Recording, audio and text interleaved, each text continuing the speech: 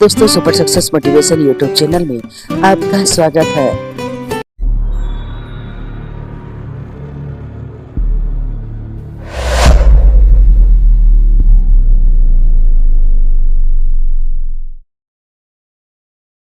दोस्तों, गीता के अनुसार हमारा भाग्य और कुछ नहीं बल्कि हमारे कर्मों का फल है। श्रीमद् भागवत गीता में भगवान श्री कृष्ण के उपदेशों का वर्णन है। गीता के उपदेश श्री कृष्ण ने महाभारत युद्ध के दौरान अर्जुन को दिए थे।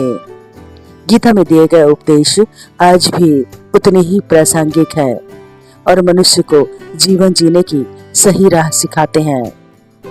गीता के अनुसार शिक्षा वह है जो व्यक्ति में निहित परमात्मा की अनुभूति कराने में सहायक है, जैसे कर्म के प्रति आसक्ति, शिक्षक शिक्षार्थी संबंध, पाठ्यचर्या, सद्गुणों का विकास, विश्वास आदि। किसी भी शोध कार्य को पूरा करने के लिए शोधार्थी का प्रमुख उद्देश्य समस्या का हल ढूंढना है। सभी मनुष्यों को गीता के पहले श्लोक के पहले शब्द धर्म और आखिरी श्लोक के आखिरी शब्द मम को ही स्मरण रखना पर्याप्त है, क्योंकि धर्म मम का अर्थ है कि धर्म मेरा है, मैं धर्म का हूँ। जो भी श्री कृष्ण को इस भावना से स्मरण करेगा वह उन्हें पा सकेगा। गीता उपनिषदों का सार है। महाभारत युद्ध के समय रणभूमि में भगवान श्री कृष्ण ने अर्जुन को जो ज्ञान दिया था वह गीता में बताया गया है। गीता में ऐसी बहुत सी बातें हैं जो मनुष्य को जीवन में कई कठिनाइयों को आसान बनाती है। इतना ही नहीं, गीता पढ़ने पर मनुष्य को बहुत सी जानकारियां भी मिलती हैं। भगवत गीता न केवल एक हिंदू धर्म ग्रंथ है, बल्कि यह मनुष्य को जीवन के दुखों से उबरने का संदेश भी देती है।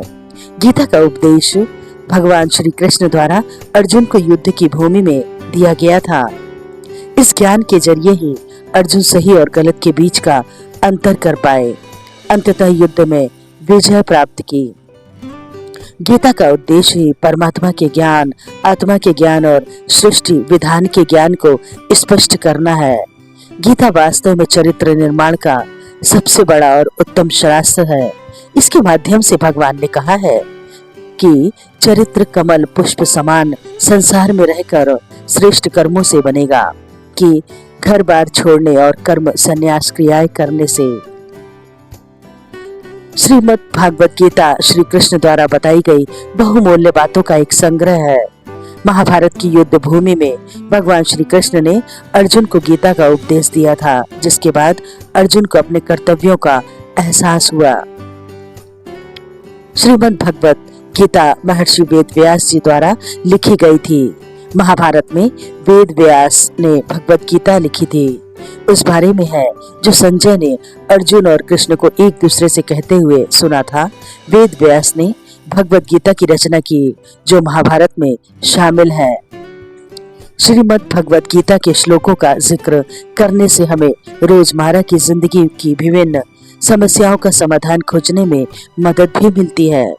भगवत गीता को पढ़ना हमें जीवन के बारे में सच्चाई से परिचित कराता है और अंधविश्वास और झूठी मान्यताओं से मुक्ति पाने का हमारी मदद भी करता है। गीता को माँ भी कहा गया है, यह इसलिए कि जिस प्रकार माँ अपने बच्चों को प्यार दुलार देती और सुधार करते हुए महानता के शिखर पर आरूढ़ होने का रास्ता दिखाती है, उसी तरह गीता भी अपना गान करने वाले भक्तों को सुशीलता शांति प्रदान करती है। यह मनुष्यों को सद शिक्षा देती है, नर से नारायण बनने के राह पर अग्रसर होने की प्रेरणा प्रदान करती है।